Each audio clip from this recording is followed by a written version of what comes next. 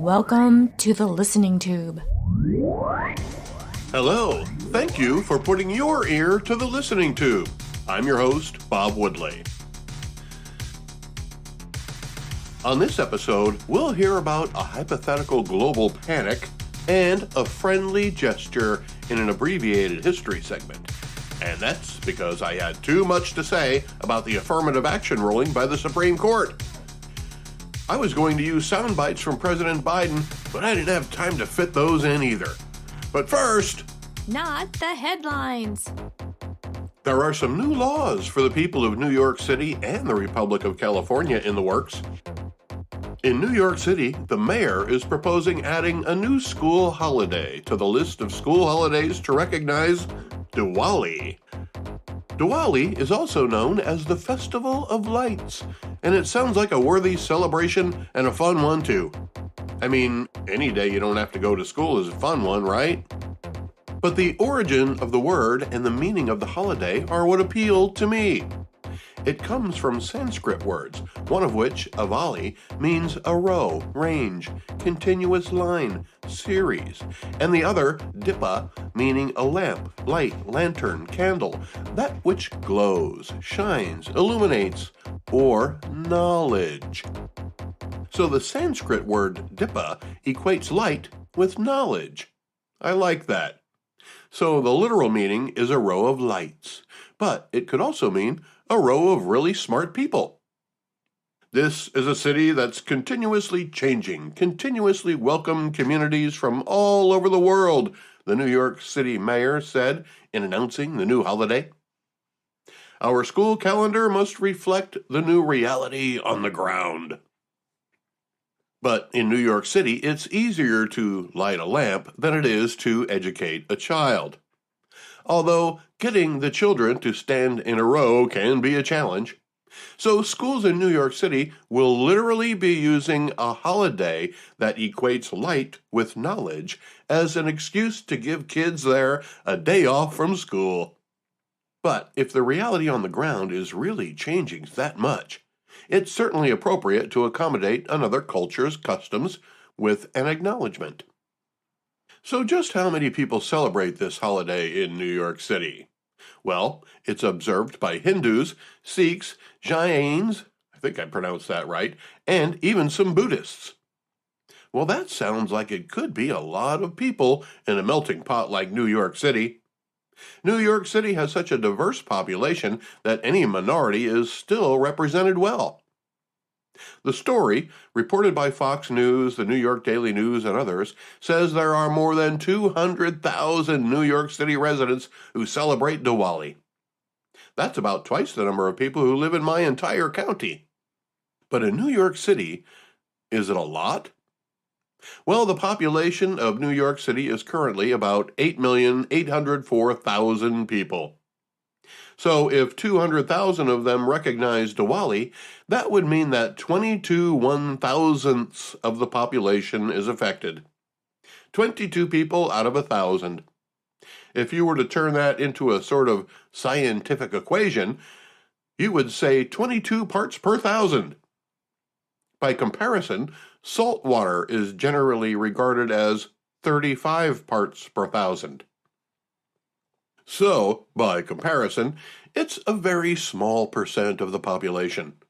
Even smaller would be the number of school children who would celebrate Diwali. But now, more than 1 million kids will have a new school holiday. Millions of parents will have to figure out how to get to work that day while the kid or kids are at home. Child care will have to be arranged. Lunches will have to be made. Families all over New York City will have to adjust to a school holiday. A school holiday that's meant to celebrate light and knowledge. But not this year, because Diwali is a holiday based on the lunar calendar, so it can occur in October or November, and this year it falls on a Sunday, November 12th. It seems this performative gesture is actually even less than that, at least this year. Kids in New York City won't get the extra day off unless, of course, they just don't go in the following Monday. This week, a bunch of new laws go into effect in California. I loved living in California.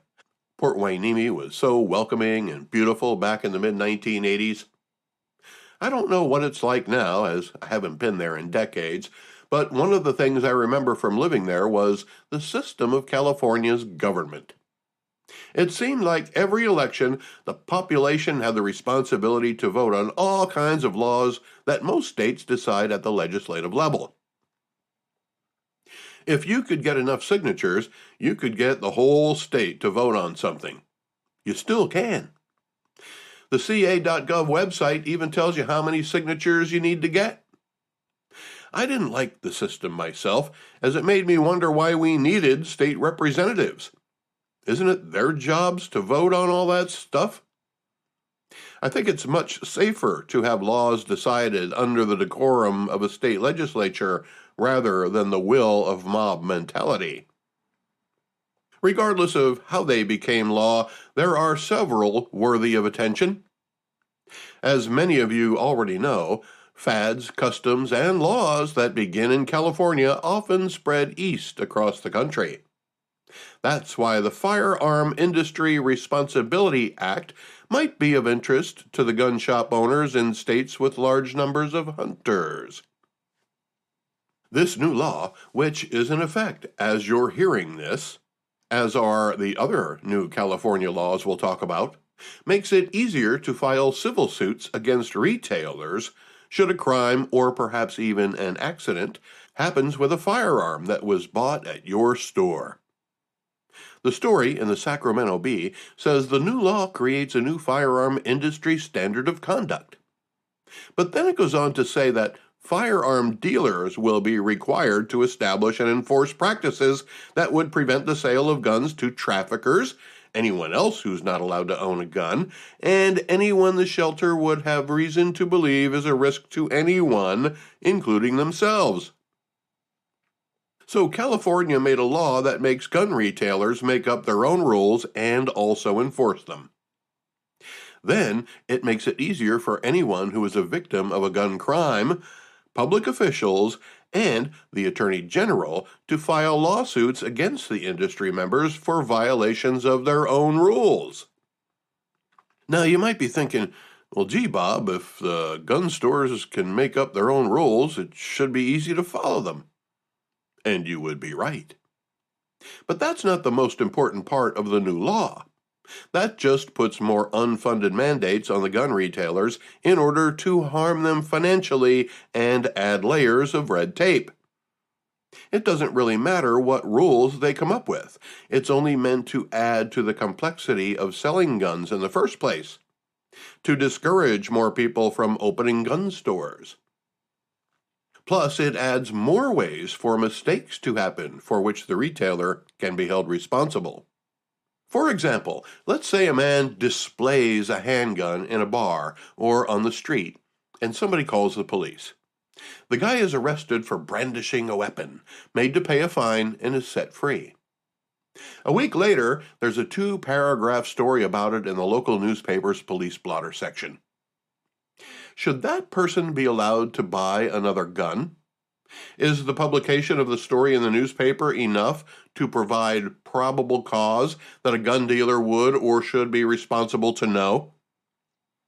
The ambiguity of the law leaves a lot of room to play with the livelihoods of those who legally sell guns in California.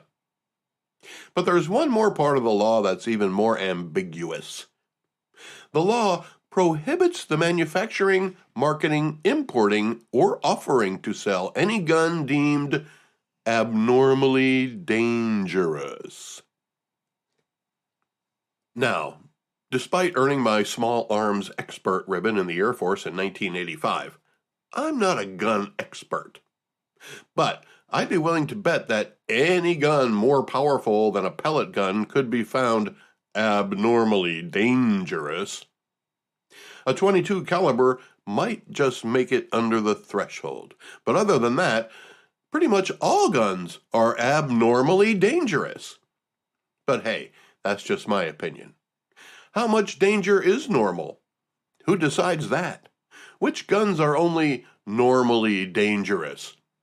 Does it have to be able to blow my whole arm off, or does it have to hit a vital organ to be dangerous? The ambiguity is the minefield of the law.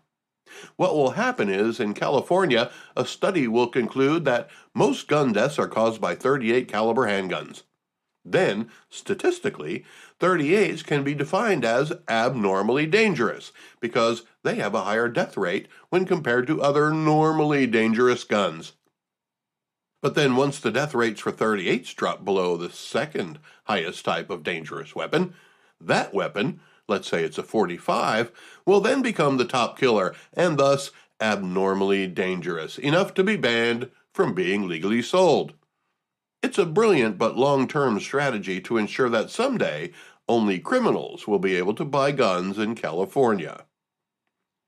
What else is on the docket?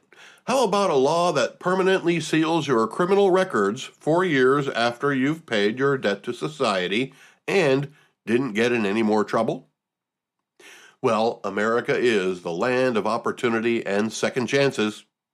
The story says there are 8 million criminal convictions on record in the state, of which 225,000 will be vacuum sealed from the start. 1 million more through the result of petition. The disparity between the number of convictions and the number that will be sealed is proportional to the number of repeat offenders. Many convicted criminals will simply get some of their records sealed, but not those accumulated in the last 4 years. So if you're a one-time offender, you can get to clear your name more quickly. That can give you more job opportunities as long as you stay out of trouble moving forward. Sex offenses, however, are not sealable. My motto is, it's easier to stay out of trouble than it is to get out of trouble. Juneteenth will now be an official holiday in California, following the federal recognition last year. So, just like Diwali, we'll have to wait another year before we can officially celebrate. But another California law, now in effect as we speak, is one designated to crack down on stolen goods being sold on the internet. The law will target high-volume third-party sellers. Those deemed as such will be required to provide bank account information and other data, including contact information. This is clearly a reaction to the high levels of retail theft going on in many California cities. Brazen criminals in large groups can be seen on video storming retail stores and taking whatever they can. Many businesses simply closed up and left many urban areas. The theft then went high-end, with famous name boutiques and flagship stores being tested on a regular basis, knowing the employees are instructed to not intervene. The internet is certainly a convenient place to fence stolen goods, so California will try to keep track of who's stealing stuff based on how much stuff they're selling online. It's a shallow gesture meant to pacify those big-name retailers who are simply moving out of California altogether. It won't help, as the people who are stealing the merchandise will simply find another way to make it available to the willing buyers. In the meantime, the laws regulating theft will remain the same. The laws regulating theft are the reason for the theft in the first place. And in some places, even those laws aren't being enforced.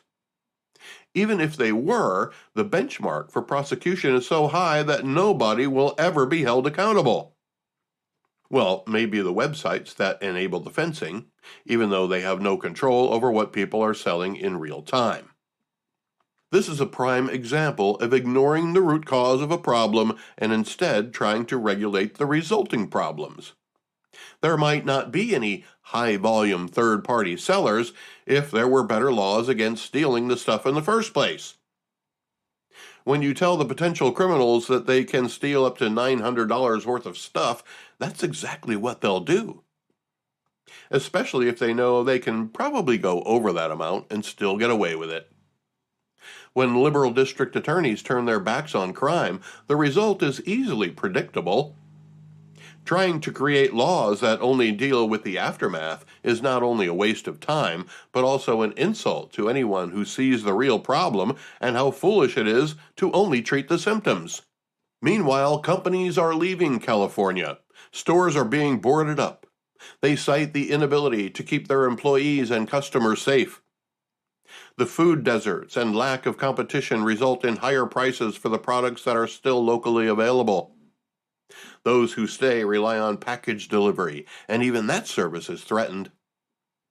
Considering the social and environmental conditions in some of the most beautiful places in the United States of America, it may come as a surprise to hear that nearly half of the state's residents are considering leaving.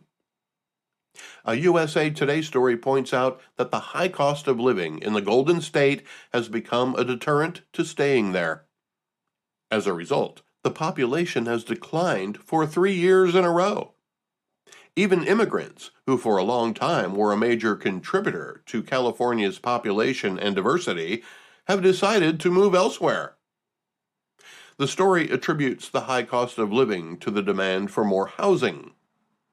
There aren't enough houses, so the ones that are there now keep getting more expensive.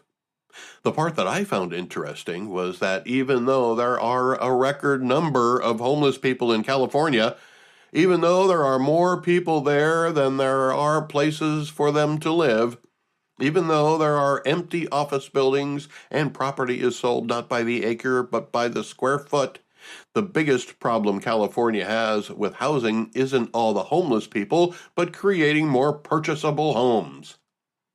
Homeless people are harder to count on a census, and as long as California's homeless aren't accounted for, its representation in Washington will diminish along with its population decline. At some point, California will be nothing more than homeless encampments surrounded by wealthy blind people. But California is certain that it can maintain or increase its population as long as they can create more homes that people can buy. The only way to do that is to sacrifice agricultural land. Agriculture is the protein of the California economy. The question is, how much agricultural land is California willing to give up to achieve their goal of stopping the exodus? The sad part is, while the goal of California is to maintain or increase their population, none of the proposed solutions addresses what can be done to make the people who are living on the streets part of the solution.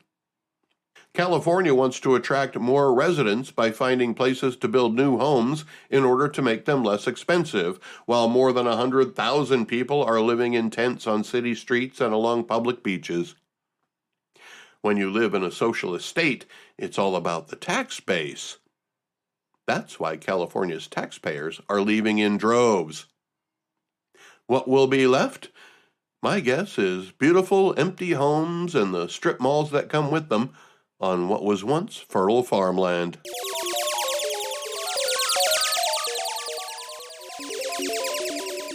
Let's go back through the listening tube for This Week in History. This week in 1054, a supernova is seen by Chinese, Arab, and possibly North American observers near the star Zeta Tauri. For several months, it remains bright enough in the sky to be seen during the day. Its remnants form what we now know as the Crab Nebula. The Chinese and Arabs have records of it. But what we don't really know is what the people thought about it.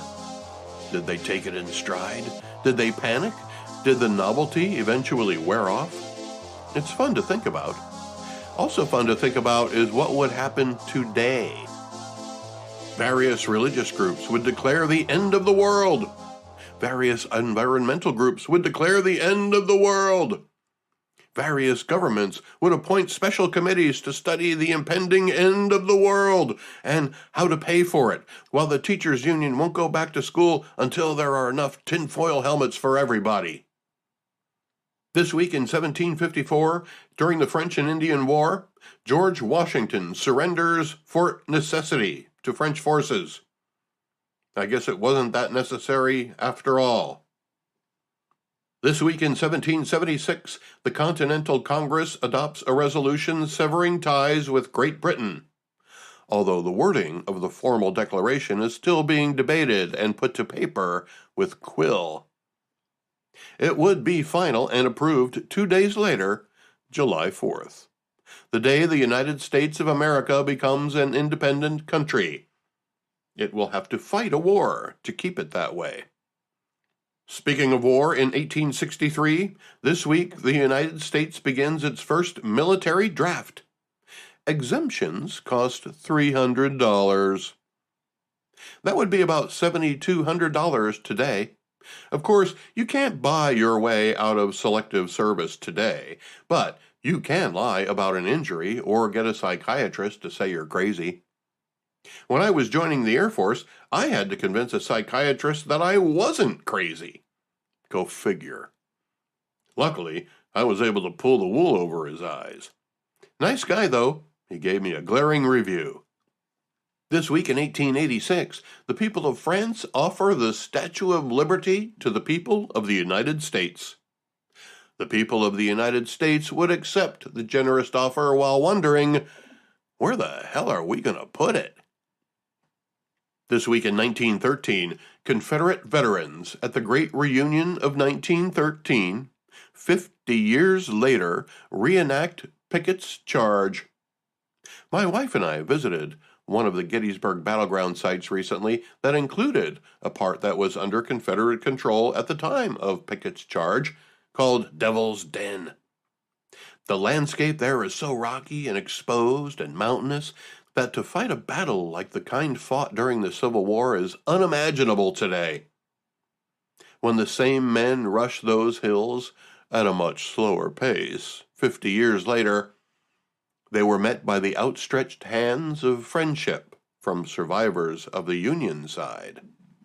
If you've ever heard the phrase, best thing since sliced bread, it's because this week in 1928, the Chillicothe Baking Company of Missouri sells the first pre-sliced loaf of bread. That also means there's practically nobody on the planet who predates sliced bread. The listening tube will return at the speed of sound. Contact the listening tube by calling 570-601-1101 or email thelisteningtube@outlook.com.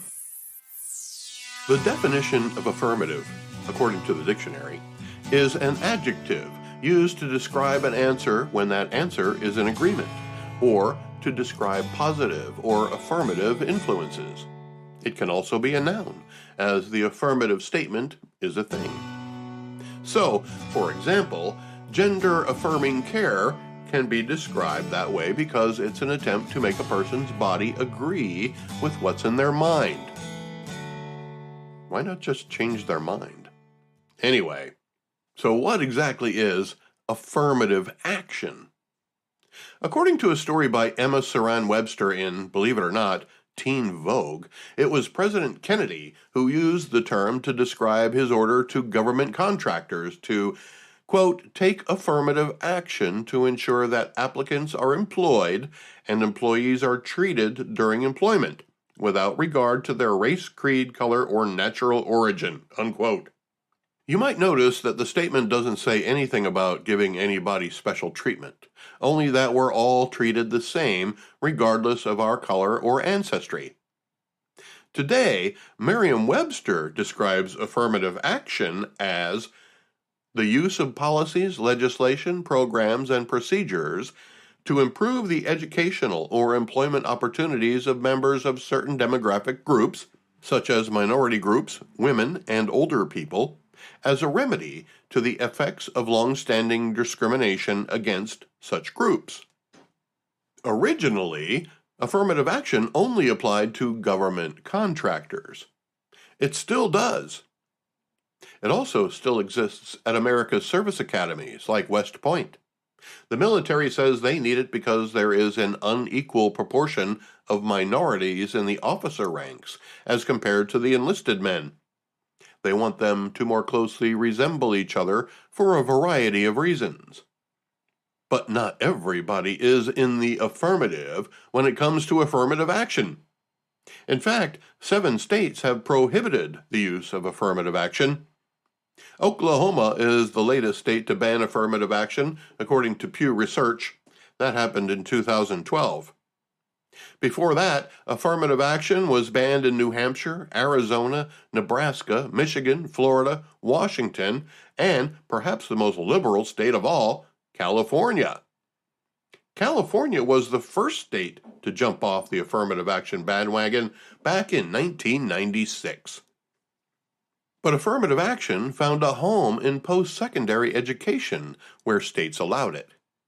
While it had good intentions, creating a more diverse campus population, it began to be used to pit one minority against another. It wasn't, "Are you a minority?" It was, "Which minority are you?" The federal affirmative action policy covers not only minorities, but also women, who are actually a majority, disabled people, and old people. Colleges seem to have made up their own rules about the categories, favoring certain minorities over others. That's what happened at Harvard and the University of North Carolina. The lawsuit that made its way all the way up to the Supreme Court of the United States wasn't brought by a majority group, aka white people. No, it was brought by Asian American students who were being discriminated against because of their race. The Supreme Court agreed that these 2 universities were employing discriminatory admissions policies that were based on a person's race. The universities maintained that it was justified in order to ensure campus diversity. The Supreme Court ordered an end to it when it comes to college admissions. Here's what I can't help but wonder. If ending affirmative action in college admissions will be harmful to diversity, does that mean that the people who decide who gets admitted to the university are all racist? Will the delicate balance of the campus population be thrown out of whack without policies that favor certain minorities over other minorities? Or will only majorities get in? Will our colleges and universities be packed with white women? It seems the same people arguing for affirmative action in college admissions are the same people in charge of admissions. Don't they trust themselves to make good choices? Probably not, if they need affirmative action to affirm their choices. "We need affirmative action, otherwise we'll only admit white people," is not a good argument to put before the Supreme Court. Regardless of the argument, the Constitution of the United States already addresses the issue. It's one line in the 14th Amendment.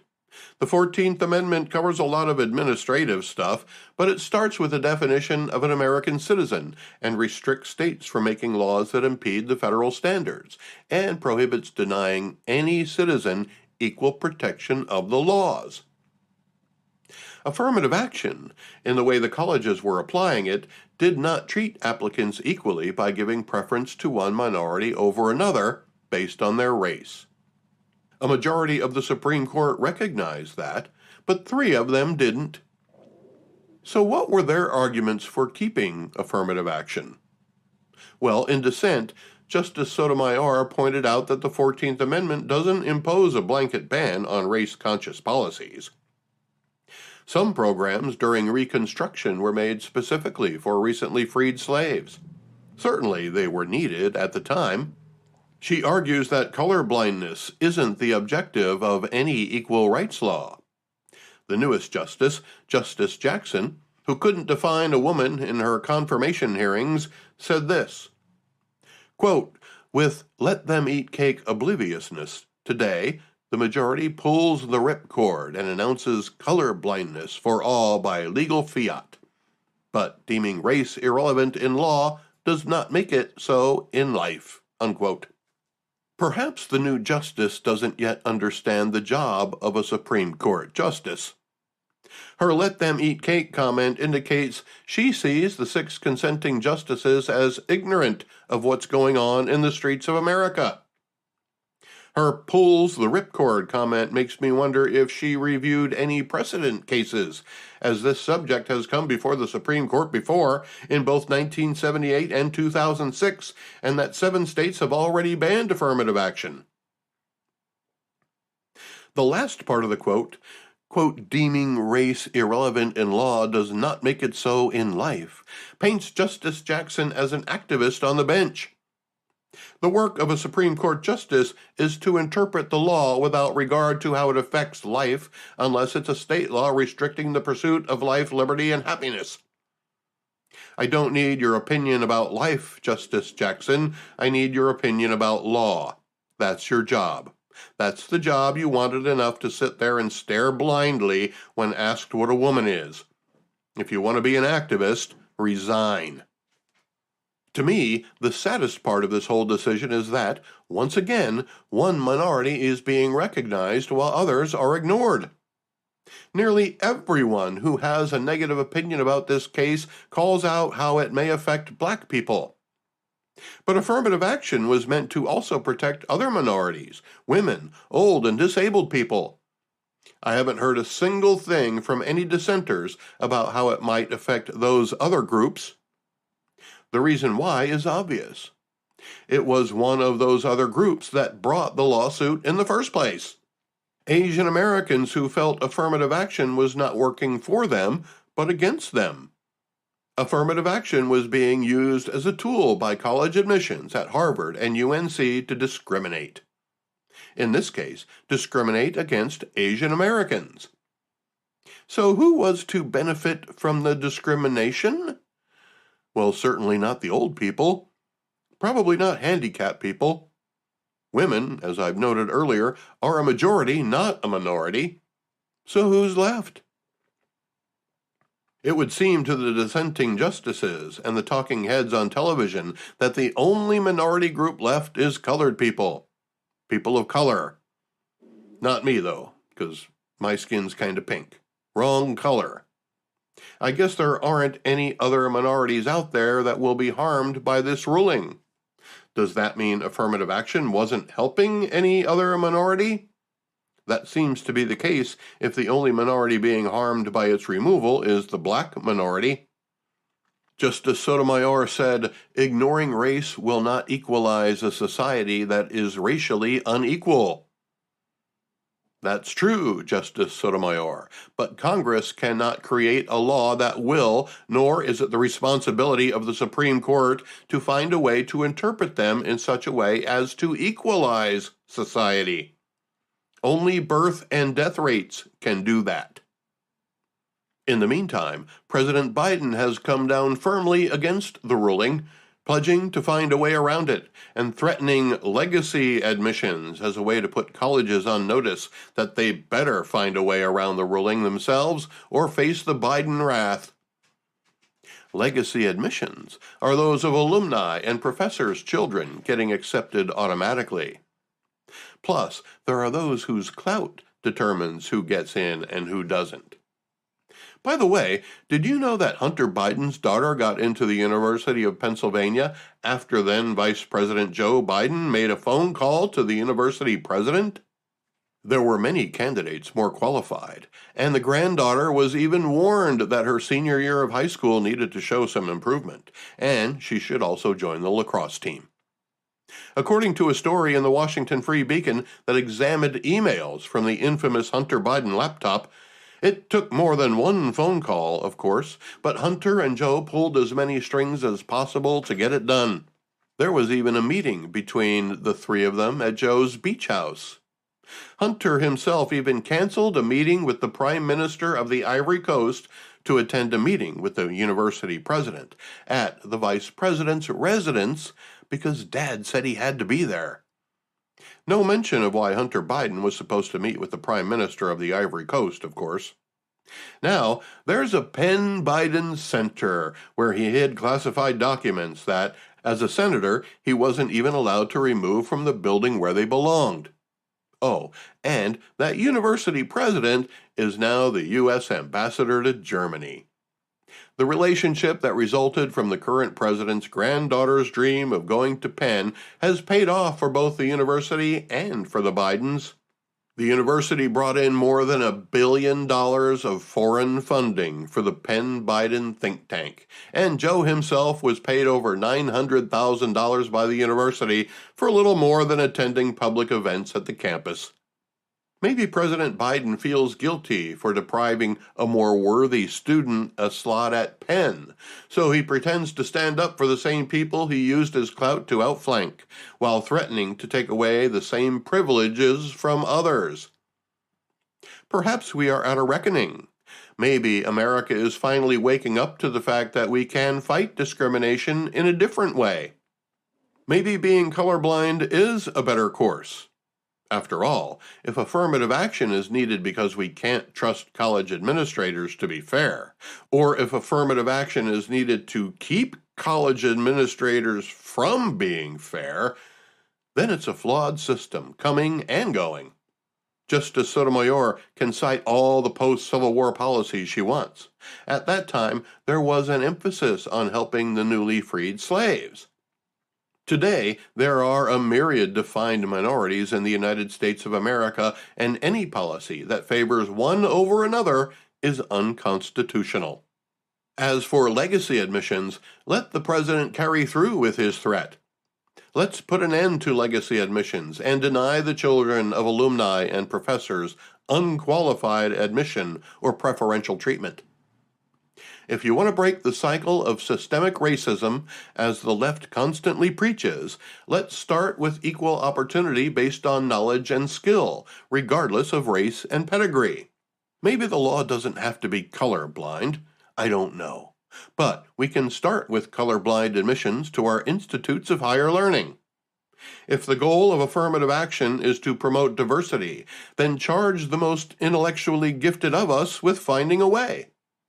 Remove the barriers of race and privilege from college admissions and watch to see if our lives are improved by the diversity of thought rather than diversity of skin color. Then maybe our elementary and high schools will be more interested in teaching intellectual success rather than social acceptance. There is one more thing about this issue that bothers me. In order to get around race-based evaluation, the Biden administration, with help from the majority opinion, has suggested instead using the struggle of a person's life journey instead. We can't judge you on the color of your skin, but we can listen to the horrible life you've had to endure to get this far. My fear is that if the race card is no longer valid in college admissions, but hardship is, then to what lengths will parents go to put their children through hardship in order to increase their chances of acceptance to a prestigious school? Will it result in abuse? How much sympathy will growing up in the ghetto get compared to found my school uniform to be humiliating? Let's face it, as long as there is a search for ways to admit anyone but the best and brightest a college can attract, there will be discrimination of some type. There will be discrimination against a minority to benefit another minority, or there will be discrimination to benefit a minority over a defined majority. There are many minorities that could suffer harm through affirmative action, and only one majority. That would be women. To keep affirmative action policies in an effort to protect minorities, old people, women, and disabled people would only be excluding one segment of our society: white men. Today's affirmative action isn't the affirmative action President Kennedy talked about. Kennedy's affirmative action was equal treatment for all when it came to employment and treatment thereafter. Today's affirmative action is a bitter remnant of what it was meant to be. Today, affirmative action is an excuse to justify racial stereotyping and quota percentages to meet the needs of performative justice or some other guilt-enabled comeuppance. Perhaps without affirmative action and legacy admissions, we'll finally find out which of our colleges and university are actually worth the investment, which ones can stand on their own merit and the value of the education you get there. Maybe then the influence will have no weight. Maybe if we improve early education, colleges will have more diverse candidates. Thank goodness one of those marginalized groups came forward to expose the inequities of affirmative action. No sex, no drugs, no wine, no women, no fun, no sin, no you, no wonder it's dark. Everyone around me is a total stranger. Everyone avoids me like a cyclone ranger. Everyone. That's why I'm turning Japanese. I think I'm turning Japanese. I really think so. Turning Japanese. I think I'm turning Japanese. I really think so. Turning Japanese. I think I'm turning Japanese. I really think so. Turning Japanese. I think I'm turning Japanese. I really think so. The Listening Tube is written and produced by yours truly. Copyright 2023. Thank you for putting your ear to the Listening Tube. Subscribe today. I'm your host, Bob Woodley, for Thou ad Infinitum.